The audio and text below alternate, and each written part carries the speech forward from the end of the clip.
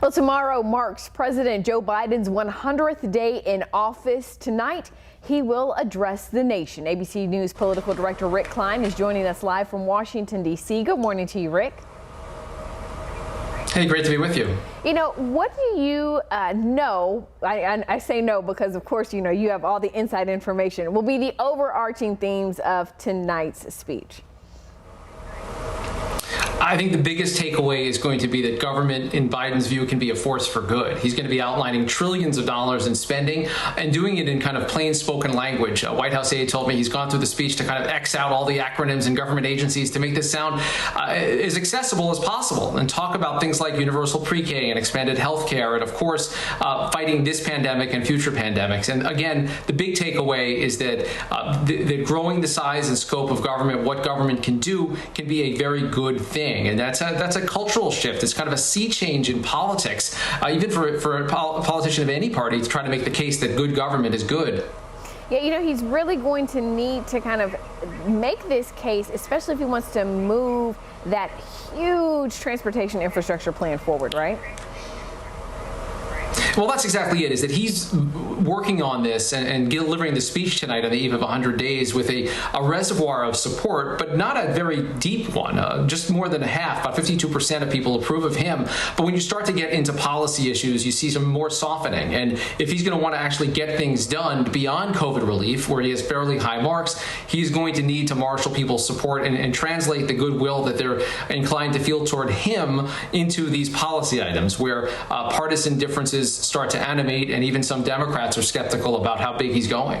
Now, you mentioned something there that you said, and I really want to hone in on that, and that is his approval rating thus far. You know, he said he was going to get 100 million vaccinations in his first 100 days. He surpassed that greatly, but still the approval rating isn't maybe as high as some might think. Well, it's about 10 points higher than it was for President Trump at the same point of his presidency, but 16 or 17 points lower than Obama and about as much lower than the average president in the history of modern presidential polling. So it may be that no president can really have a honeymoon anymore. Certainly, he's a lot more popular than President Trump truly ever was throughout his presidency. We are seeing such a polarized time. And I think the COVID response is tied up in this. Biden is viewed much more positively in his handling of COVID-19 than again, Trump ever was. And I think without that, he doesn't have the rest of the flexibility that he has on his agenda.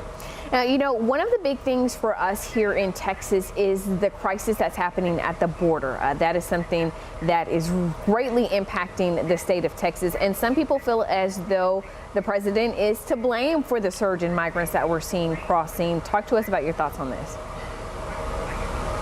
Well, I think, look, the change in administration certainly has a lot to do with the people that are crossing. Whether you want to blame Biden for becoming president or not, he's got different policies, and people who are crossing are saying that it's those different policies that are drawing them here. And I also think it's a valid critique to say that this administration was not prepared fully in terms of its action plan for the crisis at the border, and it truly has been a humanitarian crisis in recent months. But to lay all of it at his feet, I don't think is quite fair, and I think that's become a kind of a Republican mantra or a talking point. We've seen similar surges even under President Trump, but Biden owns this now, and I think he's going to have to address it in some form or fashion tonight. Immigration more broadly is a big issue, and this the situation at the border by itself is an urgent national issue that I just can't imagine goes unaddressed this evening. Yeah, absolutely. You know, just overall, again, how important is it for him to spread this message, this positive message about government and the work of government, the work of the president, considering how polarized things have been in this country?